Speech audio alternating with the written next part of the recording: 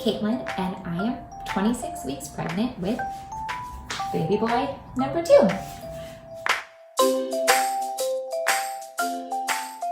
Today, I'd like to talk to you about 529 college savings accounts.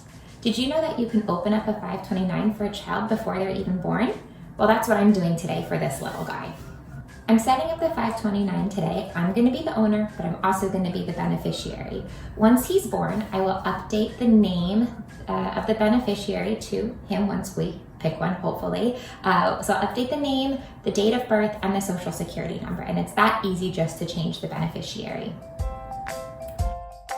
What are some of the tax benefits for a 529? Like, why should you open one? So 529s are used for higher education, and they do have great tax benefits for the long term. You can put money in today, it's invested, and it grows. And if you take that money out for higher education in the future, you don't have to pay taxes on any of the gains, which is a really big deal because college is expensive, and I'll go over those numbers in a little bit. What can you use a 529 for? Like what's considered 529 related expenses?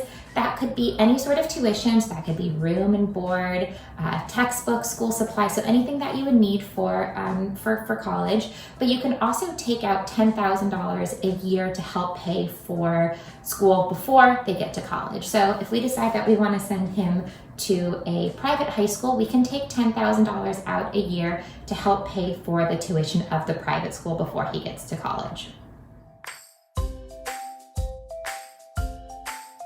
Who can contribute to a 529? Lots of people can contribute to a 529, which is great. More people to help save for college. My husband and I, we set up monthly contributions, and that's where we save for his 529 plan.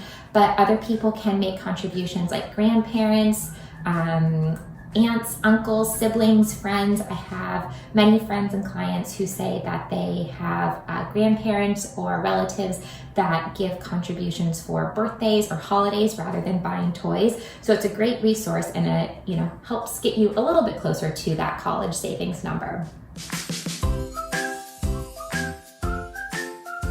Another question that I get all the time is, how much do you need to have saved for college? Like, how much should I be saving monthly into this account?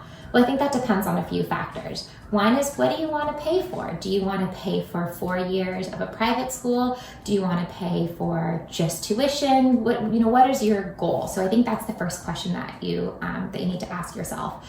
The second one is just calculations. We have to figure out what's going on with inflation and tuition increasing. So I'm in California, so I'll give you an example. Right now, the cost of in-state tuition at UCLA is a little over $36,000 a year. But that covers tuition, room and board, textbooks. It covers everything that's on their website as far as expenses go for UCLA. In 18 years, that same $36,000 is going to be a little over $100,000 for 1 year.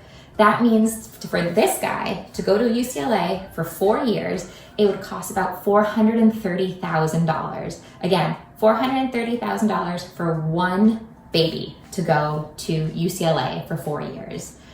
That means I should be saving somewhere around $700 a month to get to this goal. So you ask, why am I starting now before he's born versus waiting? Because the more time I have to save, the better.